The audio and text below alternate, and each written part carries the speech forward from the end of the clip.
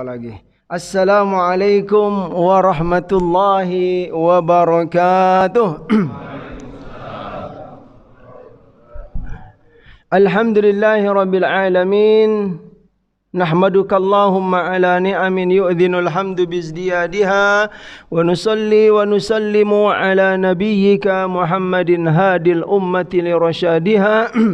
وعلى آله وصحبه ما قامت التروس والسطور لعيون الألفاظ مقام بياضها وسوادها وأشهد أن لا إله إلا الله وحده لا شريك له وأشهد أن سيدنا محمدا عبده ورسوله لا نبي بعد اللهم صل وسلم وبارك على نبينا محمد وعلى آله وصحبه أجمعين أما بعد فقال الله تعالى في القرآن الكريم أعوذ بالله من الشيطان الرجيم بسم الله الرحمن الرحيم سبحان الذي أسرى بعبده ليلا من المسجد الحرام إلى المسجد الأقصى الذي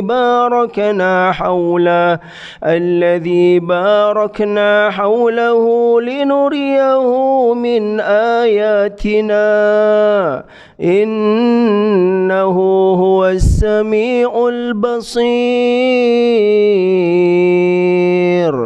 Sadaqallahul azim.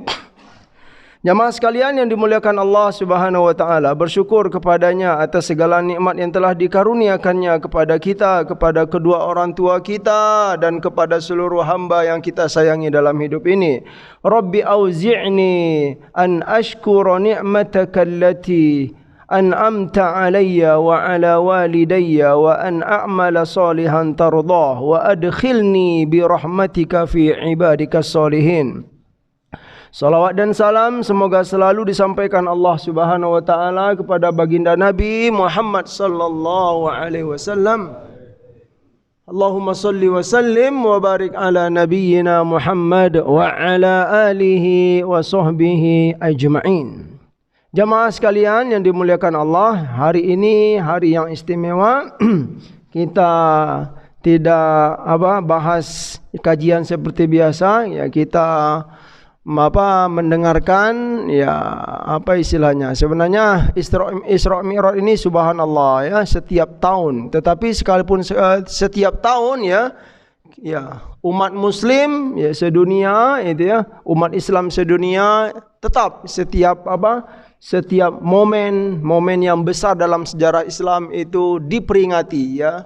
Bukan ini hal atau sesuatu yang perlu dipermasalahkan. Misalnya dari sisi misalnya dari sisi tidak ada nabi mengamalkan itu. Kemudian zaman para sahabat dahulu tidak ada memperingati seperti ini gitu kan. Ya sama jugalah dengan misalnya Maulid Nabi dan momen-momen yang lain. Tapi secara sederhana ya kita melihat ya setiap sejarah itu pasti ada pelajaran, apalagi sejarah itu sudah permanen dalam Al-Quran ya, yaitu bahkan surat disebut dengan surat apa Bapak Ibu? Al-Isra. Nah, kalaupun ada nama lain dari surat Al-Isra itu adalah surat Bani Israel memang, tapi yang sering dipakai, yang banyak kita kenal itu adalah surat Al-Isra. Ya, baik, kita hari ini memperingati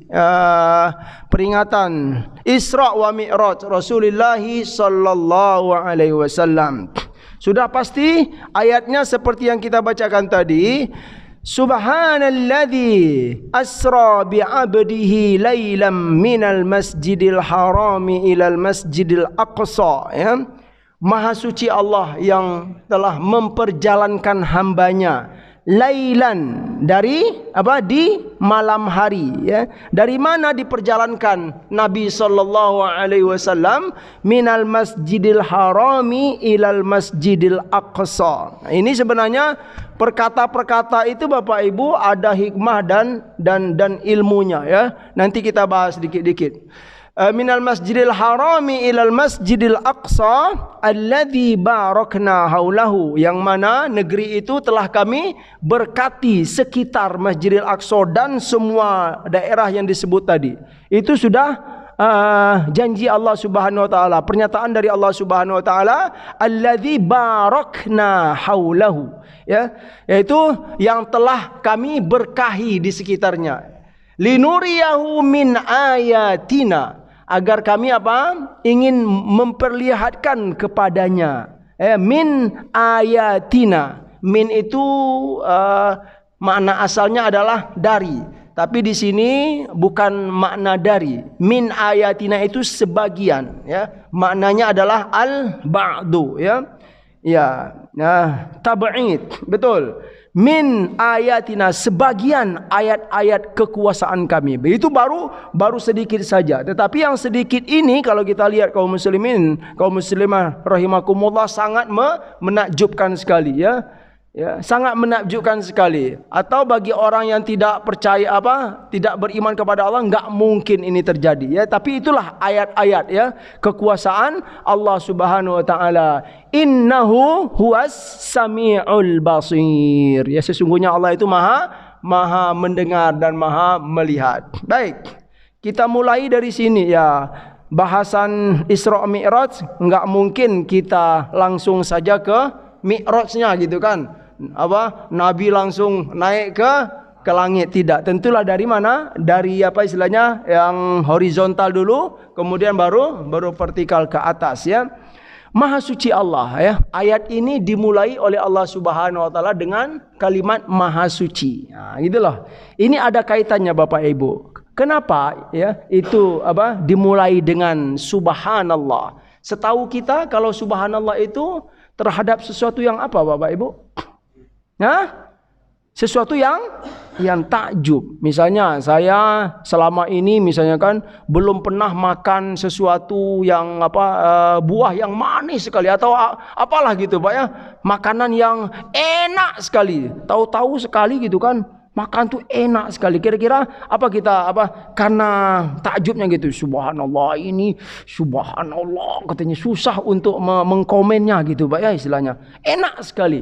Nah, itulah suatu gambaran bahwa, ya, peristiwa ini adalah sesuatu yang besar sekali. Itu adalah isyarat subhanalladzi.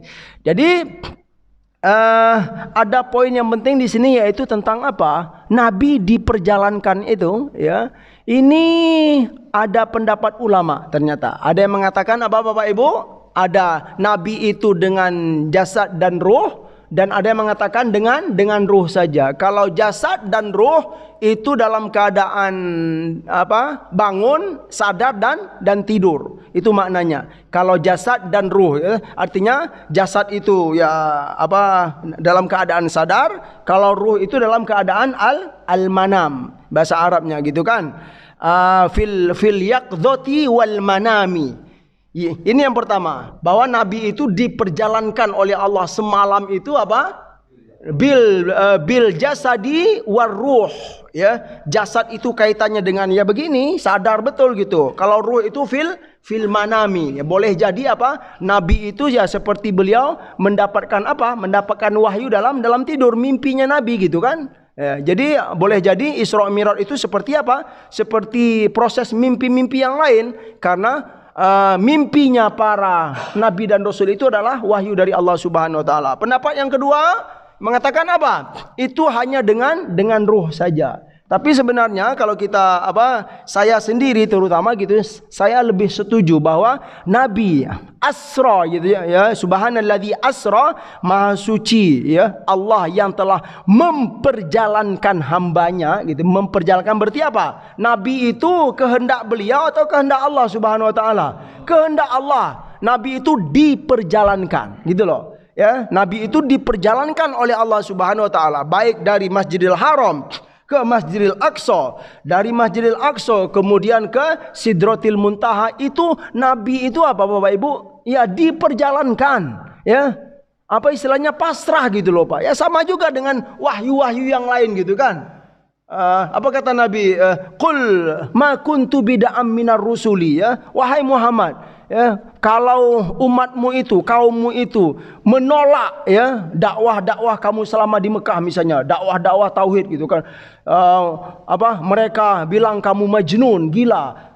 Mereka mengatakan kamu as-sahir, ya penyihir segala macam. Sampaikan gitu kan. Ma kuntu bid'am minar rusuli. Wahai kaumku, aku ini bukanlah rasul yang pertama gitu kan. Aku ini bukanlah rasul yang pionir dalam hidup ini ya. Tetapi sudah banyak nabi dan rasul diutus oleh Allah Subhanahu wa taala yang tugas mereka itu sama seperti aku, kata Nabi. Ya, dan aku enggak tahu wama adri ma yuf'alu bi wala bikum. Aku pun enggak tahu mau berbuat apa gitu kan. Semuanya adalah kehendak Allah Subhanahu wa taala ya. Aku menyampaikan tauhid gitu kan. Sembahlah Tuhan, jangan sembah Tuhan selain Allah. Itu perintah dari Allah, bukan kehendakku, kata Nabi sallallahu alaihi wasallam. Jadi Nabi diperjalankan itu asra, diperjalankan oleh Allah Subhanahu wa taala.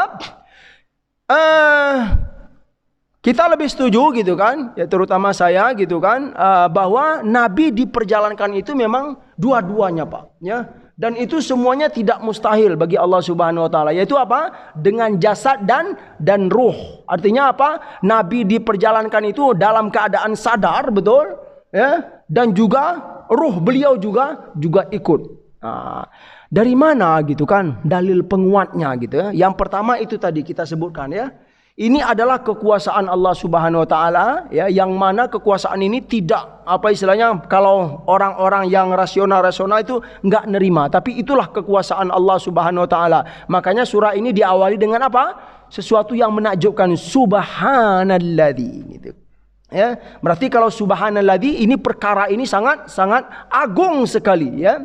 Agung sekali. Yang kedua, subhanalladzi asra bi'abdihi. Nah, bi'abdihi, kalimat bi'abdihi itu menunjukkan apa, Pak? Abdun itu adalah memang jasad, kumpulan utuh dari sebuah dari anggota seorang hamba gitu kan, anggota badan seorang hamba, al-abdu ya. Bi'abdihi ya, lailam minal masjidil haram. Jadi dua ini bisa kita kuatkan bahwa peristiwa Isra dan Mi'raj itu adalah apa? Peristiwa memang dua-duanya. Nabi dalam keadaan sadar dan dalam keadaan dengan ruh, dengan jasad dan ruh. Yang berikutnya ya, ada dalam surat Al-Isra ya. Qala Allah Ta'ala wa idh qulna laka inna rabbaka ahata bin nas wa ma ja'alna ar-ru'ya allati araynaka illa fitnatan linnas ya. Wasyajaratal mal'unata fil Qur'an wa ma yaziduhum illa tughyanan kabira. Ini menarik ya, ada kaitannya. Apa artinya? Wa idh qulna laka inna rabbaka ahata bin nas. Wahai Muhammad, dan ketika kami mengatakan kepada kamu bahwa Tuhanmu Allah Subhanahu wa taala ahata bin nas, maha mengetahui tentang seluruh makhluknya ini, terutama manusia gitu kan. Wa ma ja'alna ya ar-ru'ya allati ya araynaka illa fitnatan linnas ya.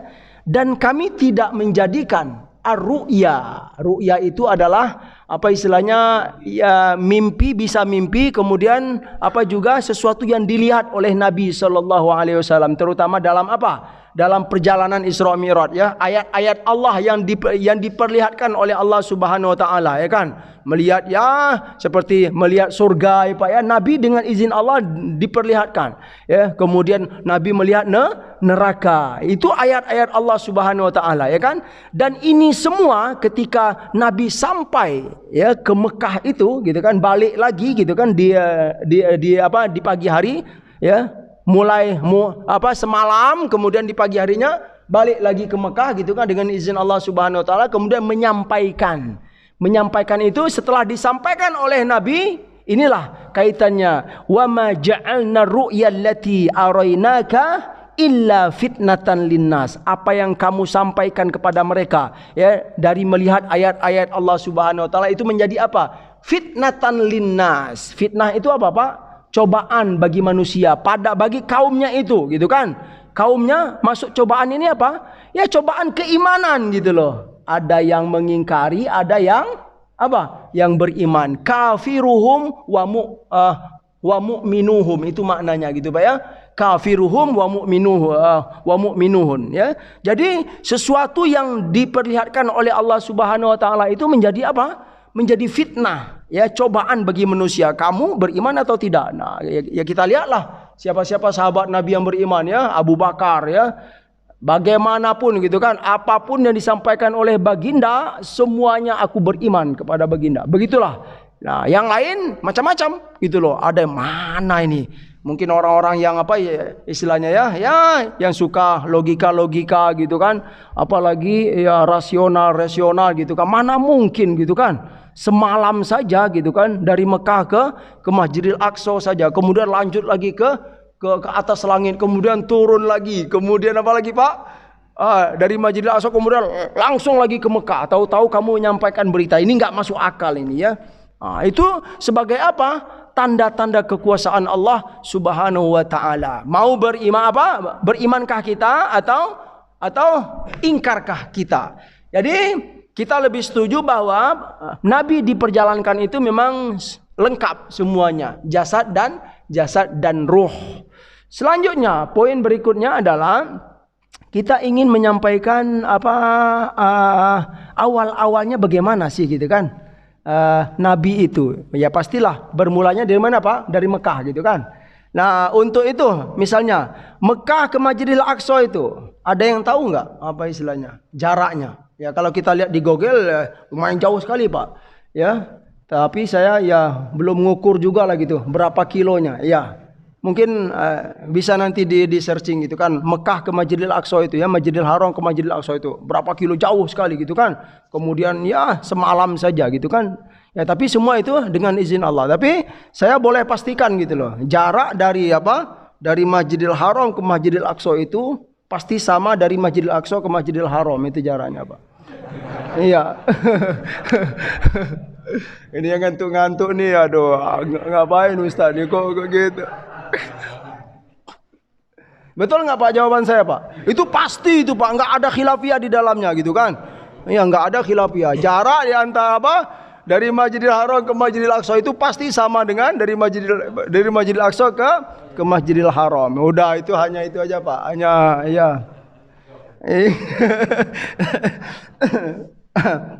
Baik.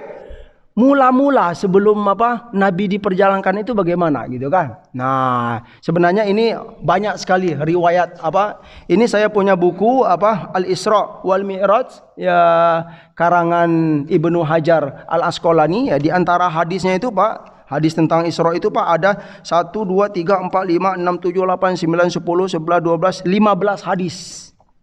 Itu loh. Ini kalau dikaji subuh ini nggak cukup nih 15 ini ya. Satu aja udah geser-geser Bapak. Udahlah Pak Ustaz katanya. Udahlah Pak Ustaz. Iya, Ustaz ini nggak tegaan gitu kan. Ini mau baca 15. Udah kita satu aja ya. Ya semoga dengan satu itu bisa mewakili gitu Bapak Ibu ya. Amin. Allahumma amin.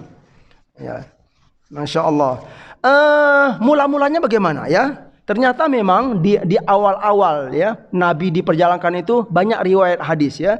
Yang pertama dalam sebuah riwayat dikatakan baina ana ya, kata Nabi sallallahu alaihi wasallam baina ana indal baiti ya, bainan naimi wal yaqdan. Ini menggambarkan keadaan Nabi di awal-awal sebelum apa? Sebelum mau diperjalankan itu ya. Dalam suatu riwayat dikatakan, riwayat hadis ini Nabi menyampaikan ketika aku berada di indal bait ya, ketika dia berada di sekitar Masjidil Haram, pada saat itu aku berada bainan naimi wal yaqdan. Ya, posisi Nabi itu ya dalam keadaan sadar dan juga ya setengah-setengah gitu Pak. Ya kayak orang begadang lah gitu Pak ya. Kayak orang begadang gimana gitu ya, enggak fit atau bagaimana lah gitu ya. Setengah sadar, setengah tidur. Bainan naimi wal yaqdhan. Itulah posisi Nabi ya. Mau tidur atau mau tidur, mau bangun, mau tidur, bangun, begitulah keadaan itu. Ini sebagai gambaran. Dalam riwayat yang kedua ya, Furija saqfu baiti wa ana bi Makkah fanazala Jibril. Ini keadaan Nabi sebelum diperjalankan itu. Furija saqfu baiti, ya. Apa artinya furija saqfu baiti wa ana bi Makkah fanazala Jibril? Ketika aku berada di rumah, atap rumahku itu gitu Pak, terbuka. Ini riwayat, ya. Ya, ketika aku berada di rumah, saqfu baiti itu furija, ya. Atap rumahku itu terbuka gitu loh Pak. Wa ana bi Makkah, ketika terbuka itu fanazala Jibril.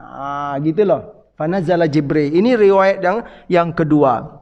Riwayat yang ketiga, bainama ana fil hatimi.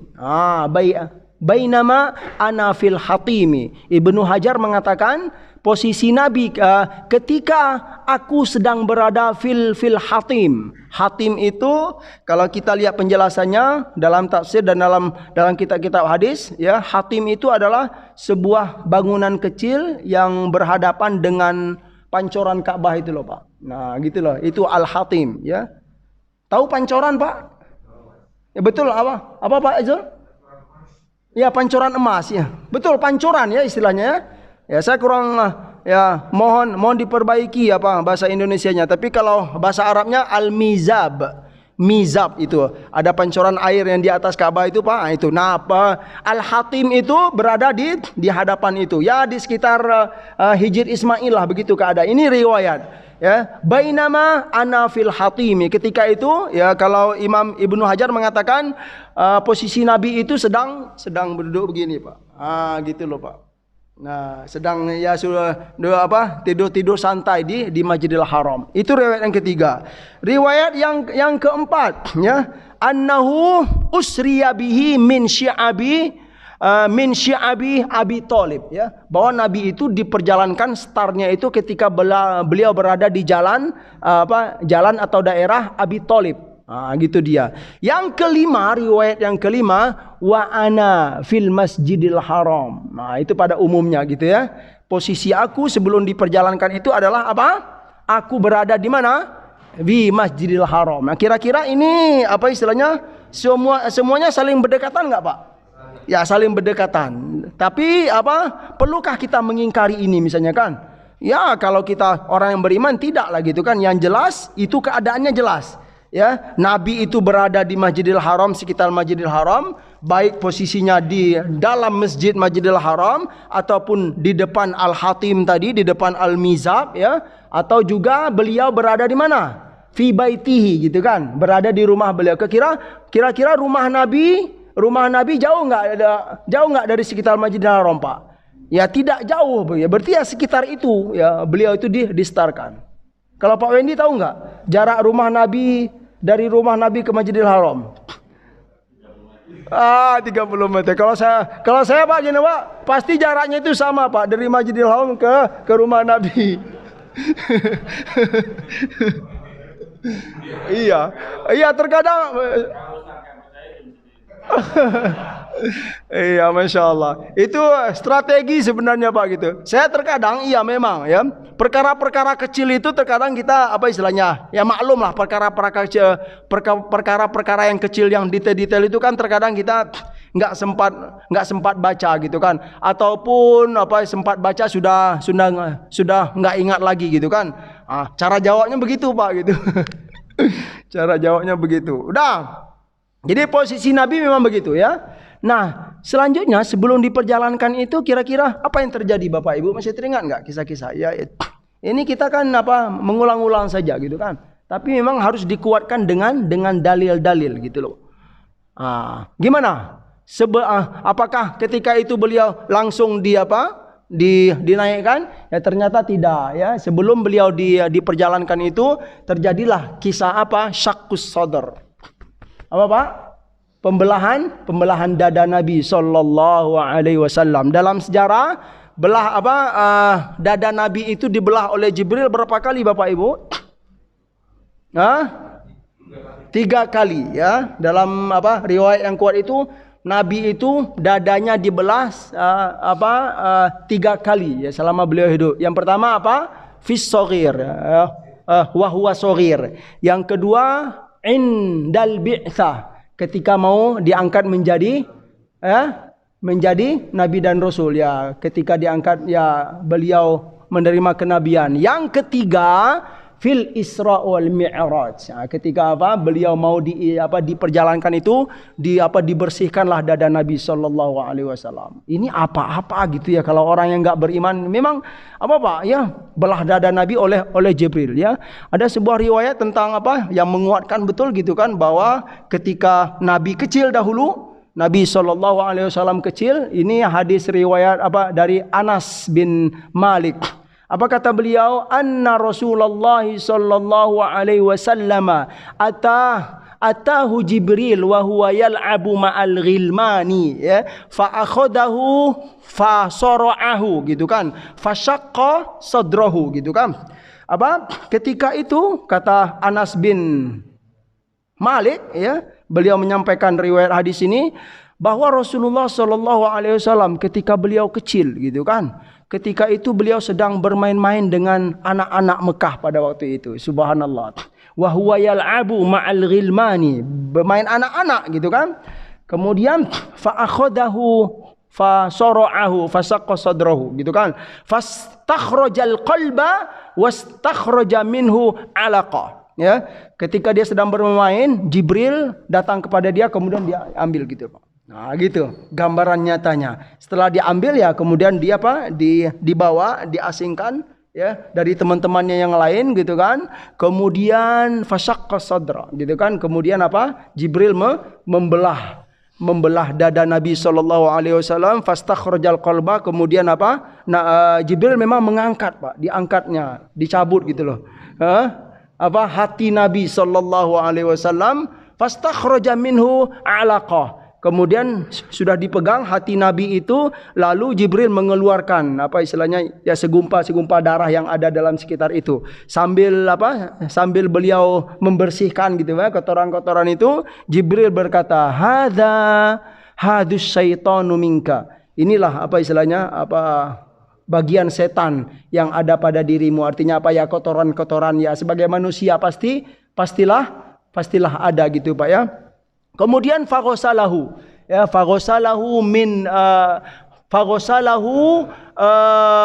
fi tissin min dahabin bima'i zamzam. Itu riwayatnya ya. Kemudian setelah dia berkata hadus syaitana minka gitu kan.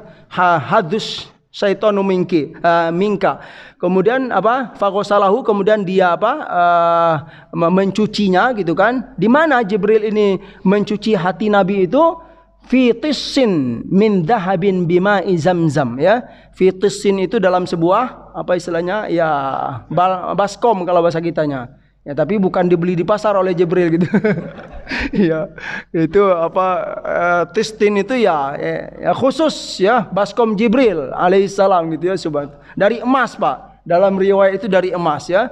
Kemudian dibersihkanlah gitu, Pak ya, digodok-godok hati Nabi. Thumma a'adahu fi makanihi. Ini menarik sekali ya. Ketika itu dikembalikannya setelah dicuci di baskom pakai air zam-zam tadi, kemudian dikembalikan lagi. Gitu loh, Pak. Dikembalikan ke dada Nabi sallallahu alaihi wasallam. Kemudian fa'akhadhal ghilmanu yas'auna ila ummihi. Ketika setelah dikembalikan lagi gitu kan, barulah ya teman-teman Nabi Muhammad sallallahu alaihi wasallam ya, teman-teman kecil beliau itu, teman-temannya ini terkaget gitu loh, Pak. Ya, seolah-olah Nabi itu diculik gitu ya. Kemudian teman-teman yang kecil itu mereka pergi kabur menghadap ke ibu-ibu mereka dan berkata faqalu ya, anak-anak yang kecil itu mengatakan gitu kan, inna Muhammadan qad qutilu. Wah, ibu gitu kan, Muhammad dibunuh ya, Muhammad diculik gitu kan. Fastaqbaluhu, lalu orang-orang pun melihat Nabi pada waktu itu ya. Dan ketika orang melihat Rasulullah sallallahu alaihi wasallam ketika itu, wa huwa muntaqiul laun ya. Muntaqiul laun itu artinya mutaghayyirul laun ya. Ketika orang pada lihat ya Nabi itu dalam keadaan berubah gitu. Kalau bahasa kitanya pucat Gitu gambarannya, Pak. Subhanallah. Nah, barulah ya Nabi itu diperjalankan oleh Allah Subhanahu wa taala setelah bersih ya, subhanallah ya. Bersihnya Rasulullah sallallahu alaihi wasallam ya menghadap ketika mau ya apa istilahnya menjalankan apa yang diinginkan oleh Allah Subhanahu wa taala.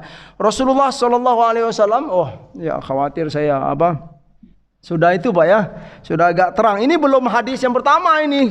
Belum hadis yang pertama tentang Isra Mi'raj nih, gitu ya. Gimana Pak Wendy ya? Iya. Masya Allah. Ya. Udah.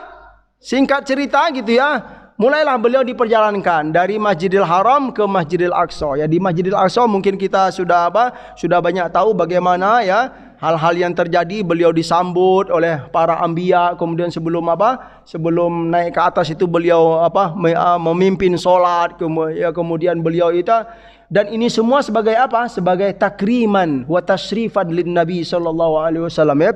Allah ingin memuliakan beliau gitu kan, memberikan informasi bahwa Muhammad ini adalah nabi dan rasul yang paling mulia gitu kan. Para nabi dan rasul selain Muhammad itu menjadi makmum gitu loh Pak, diantaranya Pak ya.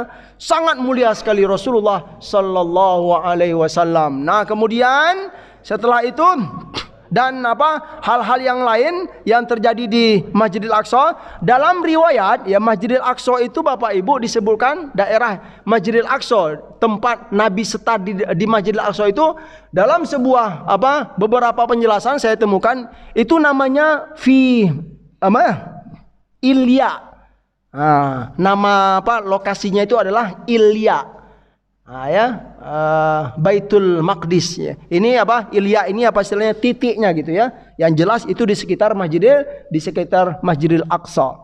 Itu dia fi al-Ilya. Nah, barulah kita masuk kepada kepada hadis ya Rasulullah sallallahu alaihi wasallam ya.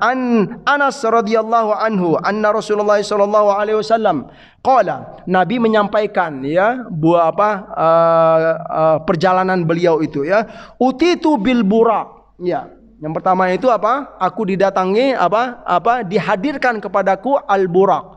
Ini ya awalnya. Kemudian buraq itu ya? Buraq itu adalah ya tunggangan ya, dia itu lebih besar dari lebih ke gambarannya ada fauqal himar dunal bighal gitu kan.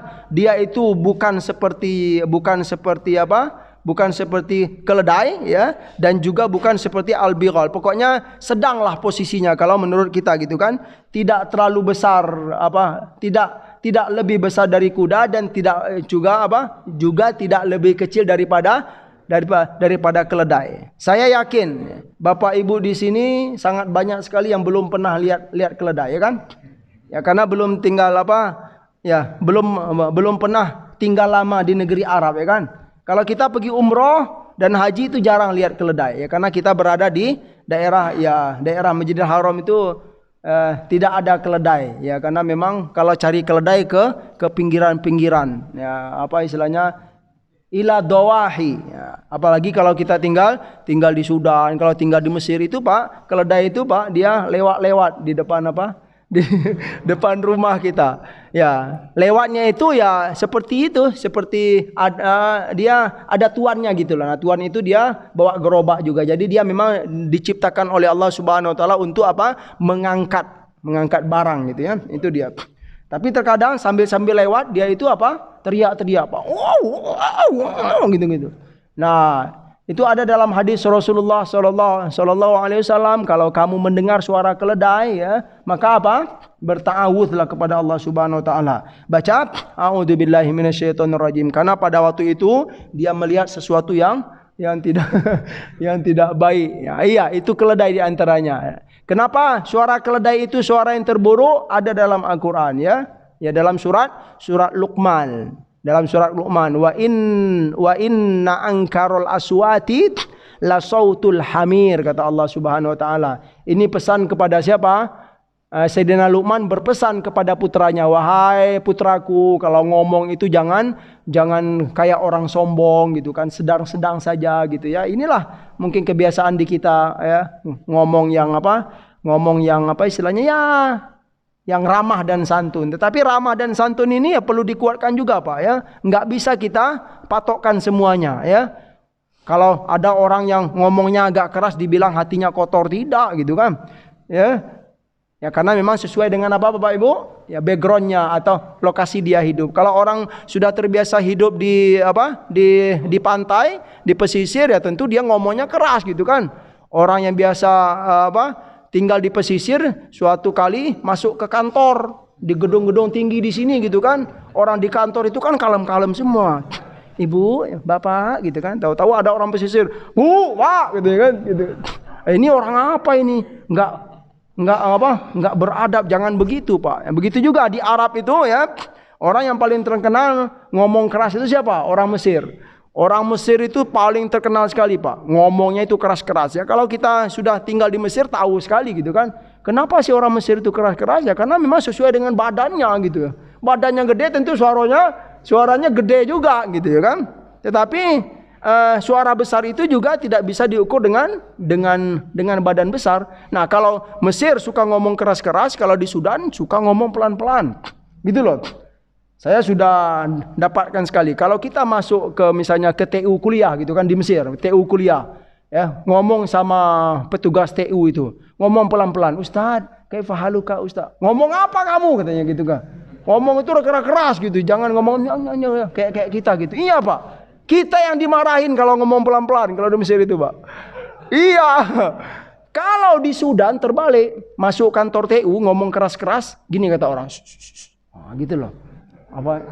Pelan-pelan. Iya, itu realita. Ini saya sudah dapatkan betul. Jadi memang subhanallah. Sampai kemana tadi itu? Aduh. Aduh. Oh iya. Oh, kedelai Pak, bukan kedelai Pak, keledai. Iya. Udah itu aja.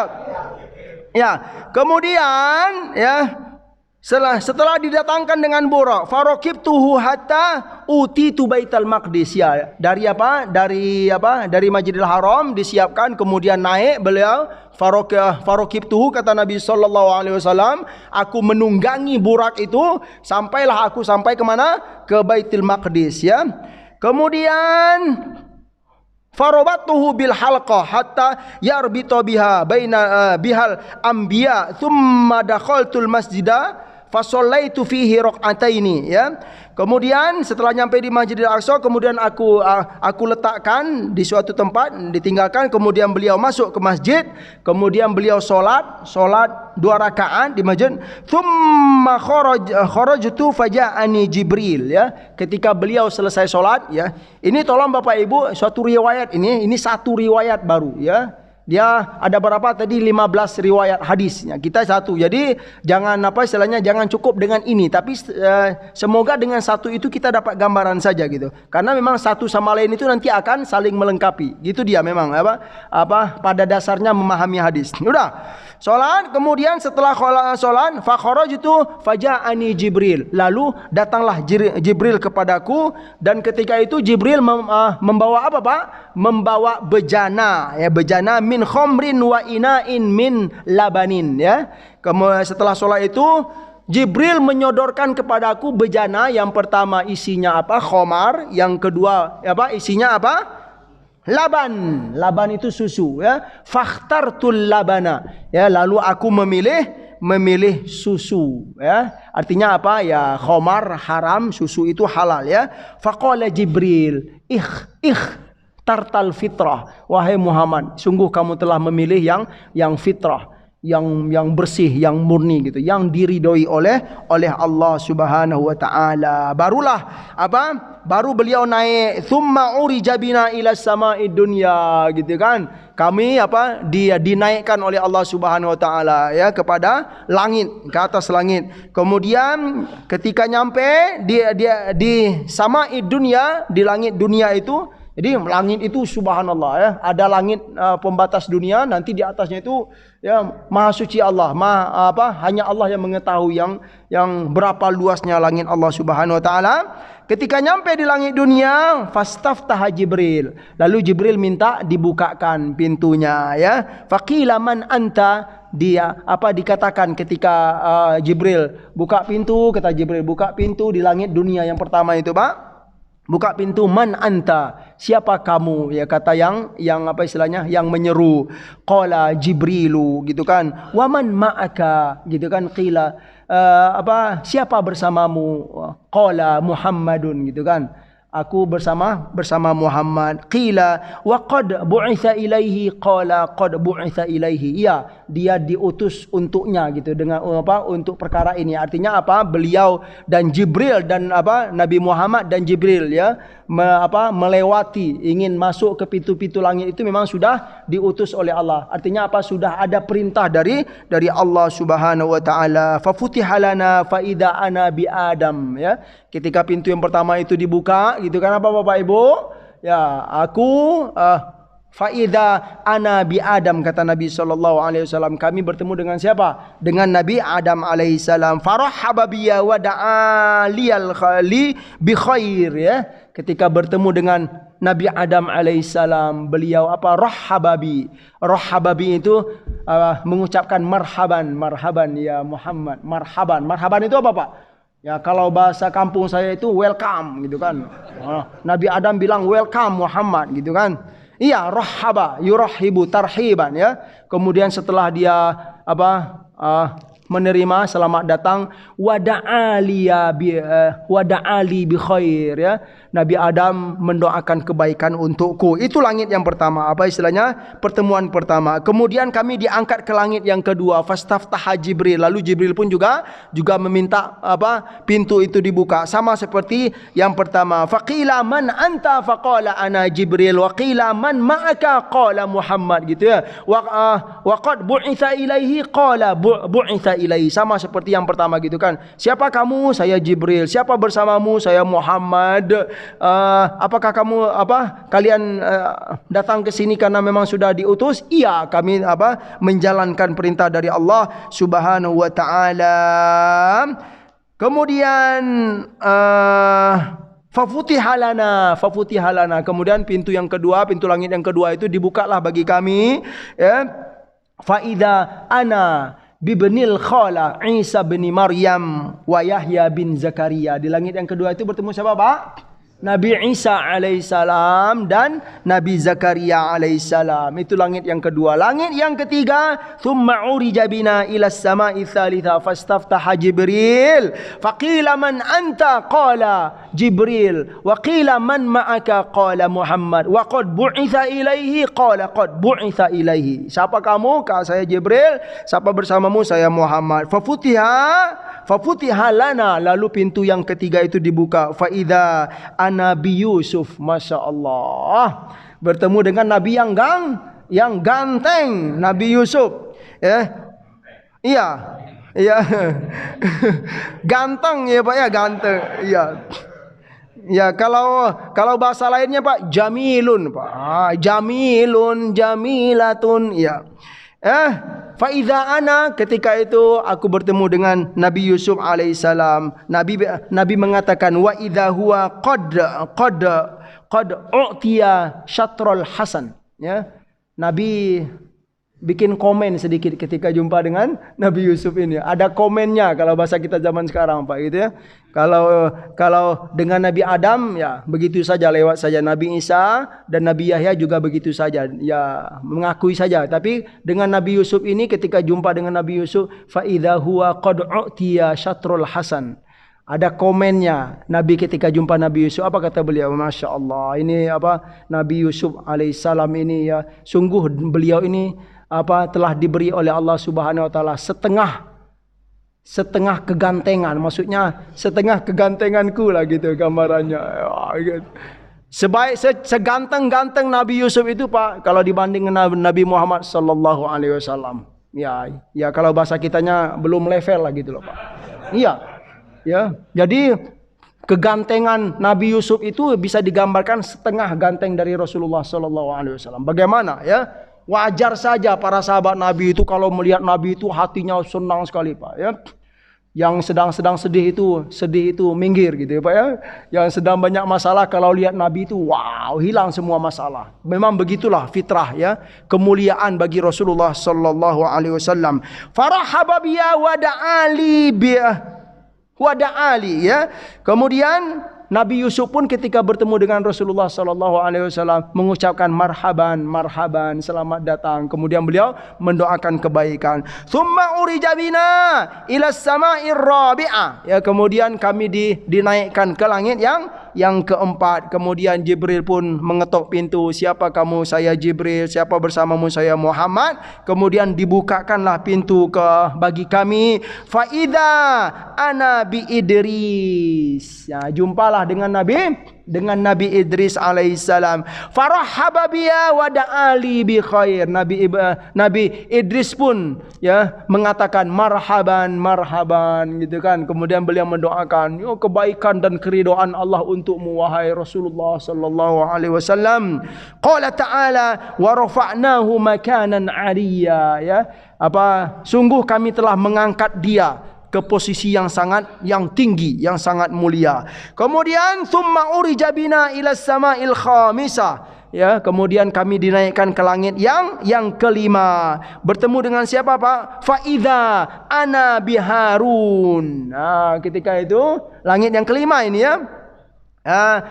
Aku dipertemukan dengan Nabi Harun alaihissalam. Farahaba biya wa da'ali bi khair. Juga begitu ya. Beliau mengucapkan marhaban, marhaban. Semoga keridhaan Allah, keberkahan bagimu. Kemudian ya, kami dinaikkan ke langit yang ke as-sadisa. Sadisa itu yang keenam ya. Sama seperti tadi dibukakan pintu Jibril dan Muhammad ya.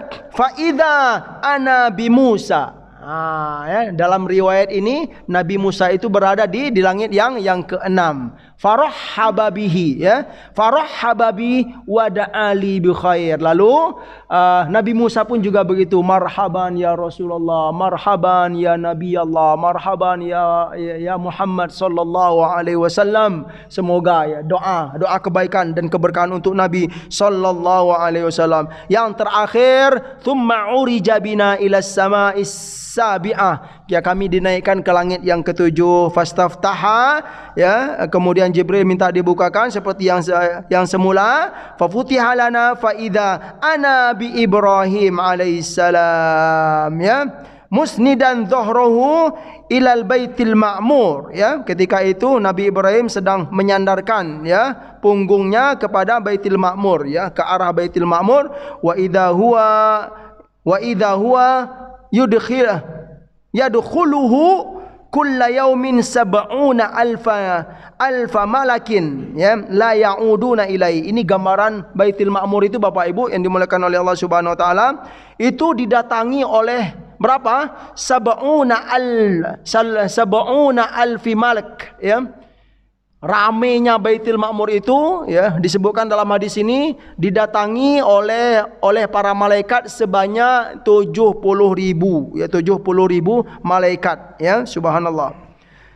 Sangat panjang sekali, subhanallah. Yang jelas ya kita sudah tahu juga gitu kan, nanti ya dari langit yang ketujuh barulah ke Sidratul Muntaha ya. Sidratul Muntaha, kemudian apa lagi? Perintah apa itu, Pak? Perintah solat. Selain lagi nanti Nabi SAW diperlihatkan oleh Allah seperti di mukadimah tadi, ayat-ayat kekuasaan Allah Subhanahu wa taala ya. Nabi diperlihatkan surga, Nabi diperlihatkan neraka, kemudian Nabi diperlihatkan dalam neraka itu siapa-siapa saja, di antaranya orang-orang yang suka menggunjing, mengadu domba. Orang-orang di antaranya Nabi melihat para khutbah. Ini bagi ustaz-ustaz dan kiai-kiai seperti saya gitu kan.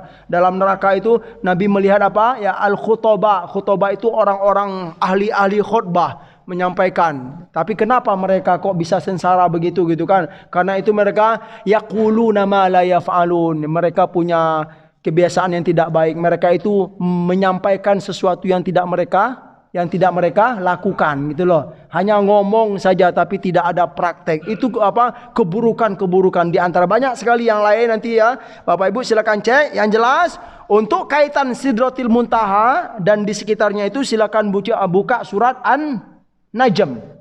Ya, itu lengkap sekali. Jadi perkara Isra Mi'raj ini cukup kita pegang surat Al-Isra di awalnya dan di tengah tadi tentang wama ja'alna ru'ya allati arainaka illa fitnatan linnas, ya, itu ada dalam surat Al-Isra juga. Jadi peristiwa Isra Mi'raj itu berita-berita yang disampaikan oleh Nabi kepada kaum pada waktu itu menjadi fitnah bagi manusia. Fitnahnya apa? Cobaan dari Allah Subhanahu wa taala. Beriman tidak atau kamu mengingkar perkara itu. Kemudian yang lengkapnya lagi ada di surat An-Najm. Wan najmi idza hawa ma dhalla sahibukum wa ma ghawa wa ma yantiqu 'anil hawa in huwa illa wahyu yuha. Sampai ayat ke 18. Ayat 1 sampai ke 18. Ada yang menarik juga, mazaghal basaru wa ma tagha. Jadi ketika Nabi diperjalankan itu sampai ke Sidratul Muntaha itu, Pak, Nabi itu sebagai gambaran bahwa beliau itu memang taat hanya untuk menjalankan perintah Allah saja. Mazaghal basaru wa ma tagha, ya. Penglihatan Nabi itu tidak kemana-mana, Pak, ya. Tidak ngirik kiri, surga begini ya, surga begini ya. Tidak. Ya, Nabi itu memang pasrah saja, Pak. Mazaghal basaru wa ma tagha gitu kan. Dia ya suruh lihat sini begitu gitu. Ya, tunduk. Itu sebagai gambaran karena memang itu perintah dari Allah Subhanahu wa taala. Nabi diperlihatkan ayat-ayat kekuasaan Allah semuanya. Silakan cek nanti surat apa? An-Najm ayat 1 sampai ayat 18. Insyaallah kita akan dapat gambaran tentang Isra Mi'raj ini. Kemudian selain perintah solat juga kita sudah sama-sama tahu ya. Yang semulanya solat itu berapa rakaat, Pak? 40 atau 50? 50 ya. Kemudian ya Rasulullah turun berjumpa dengan Nabi Musa ya. Kemudian Nabi Musa mengatakan, enggak akan kuat umatmu wahai Muhammad sallallahu alaihi wasallam. Minta minta diskon, naik lagi Nabi gitu kan. Iya, sampai pada akhirnya solat itu menjadi 5 waktu. Ya, semoga subhanallah yang jelas poin yang penting itu adalah perkara solat itu sangat penting dalam hidup ini ya. Nabi kalau ajaran-ajaran lain itu Nabi hanya menerima di bawah saja, Pak. Tapi kalau perintah solat ini Nabi menjemput, Pak. Dengan izin Allah Subhanahu wa taala. Itu keutamaan solat, keagungan solat dalam Islam. Kemudian dari sejarah ini itu sangat erat kaitannya dengan apa? Masjidil Haram dengan Masjidil Aqsa ya. Jadi Masjidil Haram dengan Masjidil Aqsa itu tidak bisa dipisahkan. Yang terjadi saat ini apa? Masjidil Aqsa itu sudah dikuasai oleh siapa, Bapak Ibu? Oleh Zionis Israel. Ini sebuah realita gitu kan. Makanya ini adalah perkara atau urusan kaum muslimin yang terbesar. Di antara urusan kaum muslimin yang terbesar itu adalah perkara Masjidil Aqsa. Siapapun kita, kalau dia muslim harus perhatian dengan masalah itu. Dari organisasi apapun kita, kalau memang kita beriman kepada Allah dan Rasul, kita harus mengaitkan perhatian kita kepada Masjidil Haram itu disamakan dengan perhatian kita kepada Masjidil Aqsa. Kita tidak rela kalau Masjidil Aqsa itu dinistai oleh kaum Yahudi ya, atau ya sangat enggak layak sekali nanti kalau itu sempat runtuh ya, mereka hancurkan ya. Kalau seorang mukmin dimanapun berada ketika Masjidil Aqsa ya dinodai, sempat dihancurkan, dalam hatinya diam-diam saja itu dipertanyakan keimanan kalian ya, dipertanyakan keimanan kita semua gitu kan. Mana perhatian kamu kepada Masjidil Aqsa? Itu dia. Ya, mungkin cukup itu dulu. Semoga bermanfaat terutama bagi kami yang menyampaikan dan buat kita semua yang mendengarkan. Subhanakallahumma wa bihamdika asyhadu an la ilaha illa anta astaghfiruka wa atubu ilaik. Wa sallallahu ala nabiyyina Muhammad wa ala alihi washabihi wasallam. Wa akhiru da'wana anil hamdulillahi rabbil alamin. Alhamdulillah, kita telah mendengarkan rangkaian peranan Muhammad itu ke Sidratul Muntaha yang disampaikan oleh seperti yang saya sampaikan di depan, kita menerima wakaf ya dari musyawarah. Musyawarah itu kumpulan artis, para artis yang hijrah, ya, akan diserahkan ke perwakilan dari musyawarah kepada KPI. Pak, saya banyak dari remaja Pak Yudi ke Pak Atma, Pak Yudi ke Pak Yudi. Ada yang bisa motor nggak? Pak Bugis ya Pak. Ini putih tentang ini tentang.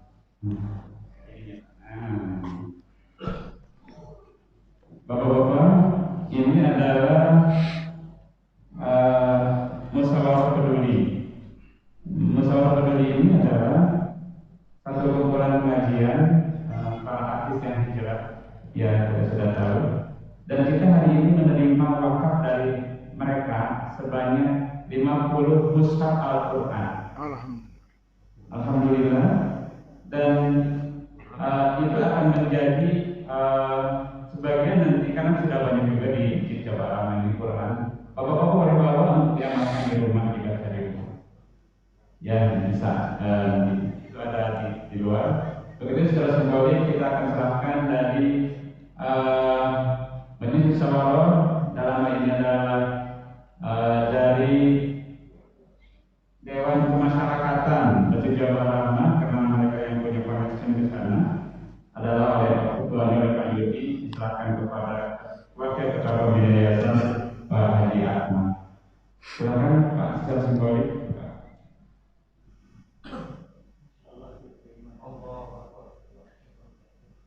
Alhamdulillahirrahmanirrahim.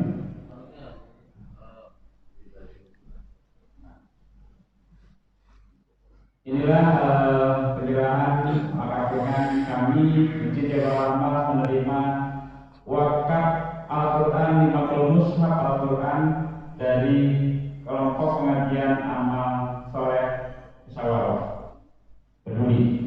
Terima kasih atas mushafnya, mudah-mudahan kita bisa memanfaatkan jemaah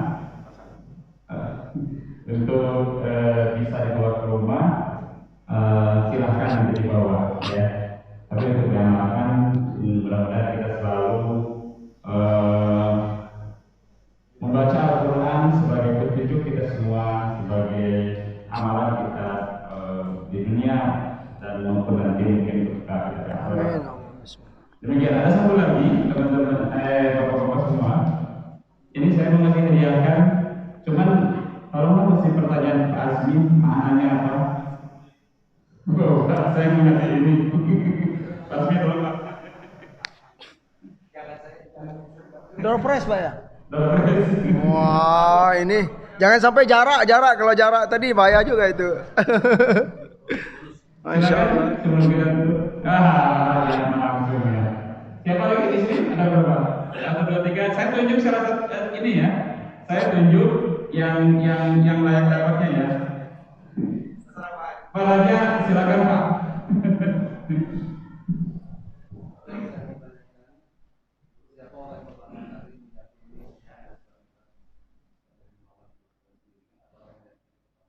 Oh ya.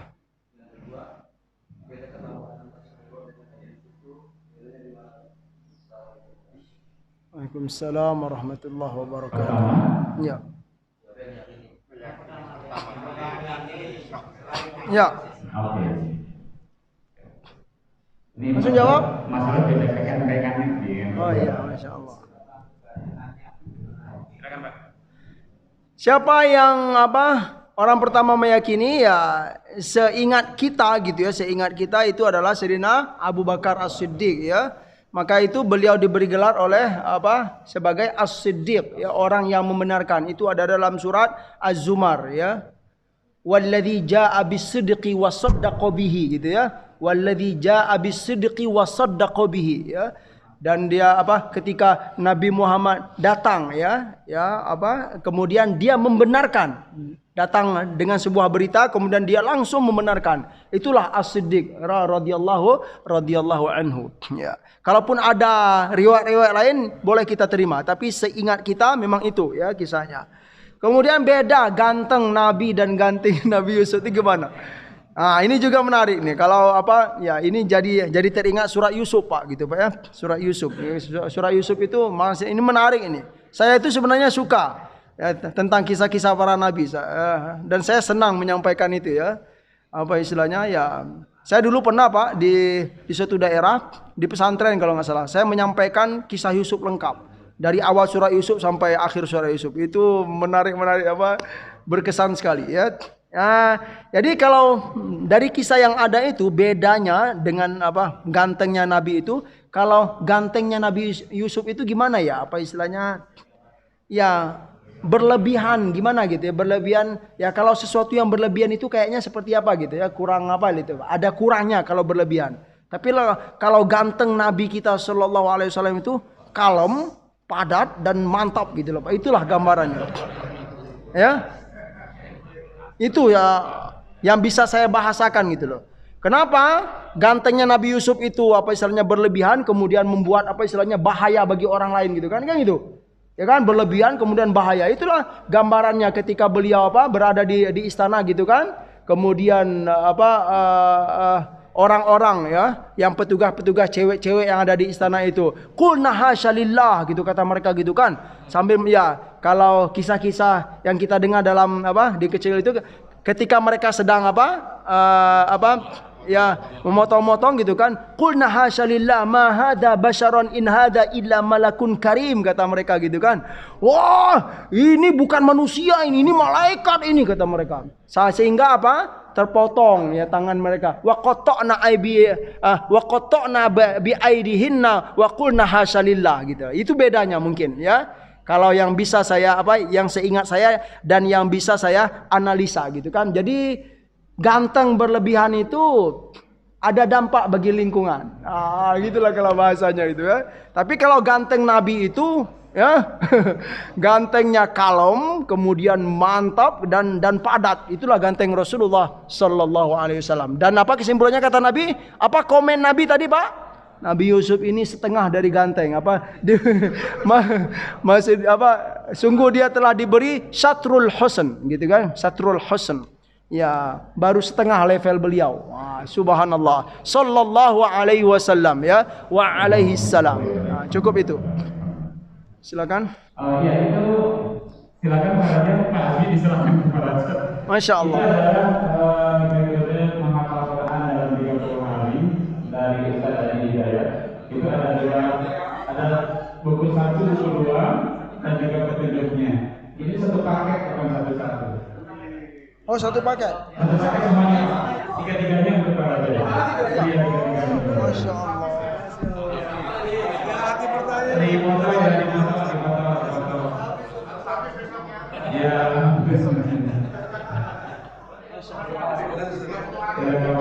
Ya. Alhamdulillah.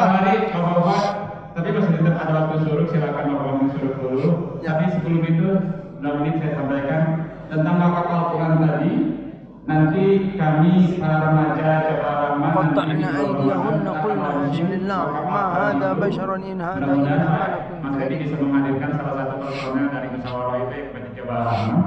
Itu merupakan program Ramadan nanti remaja masjid Ramadan untuk kita mengumumkan bahwa wakaf Al-Quran itu kalau hari ini kita menerima, nanti di Ramadan kita akan memberikan ya dengan menyumbangkan Al-Quran tentunya nanti dengan infak dari bapak-bapak semuanya. Demikian, mari kita tutup kajian Iswa Bijat ini dengan doa bapak-bapak masjid. Subhanallah wa bihamdihi asyhadu an la ilaha illa anta astaghfiruka wa atubu ilaik. Assalamualaikum warahmatullahi wabarakatuh.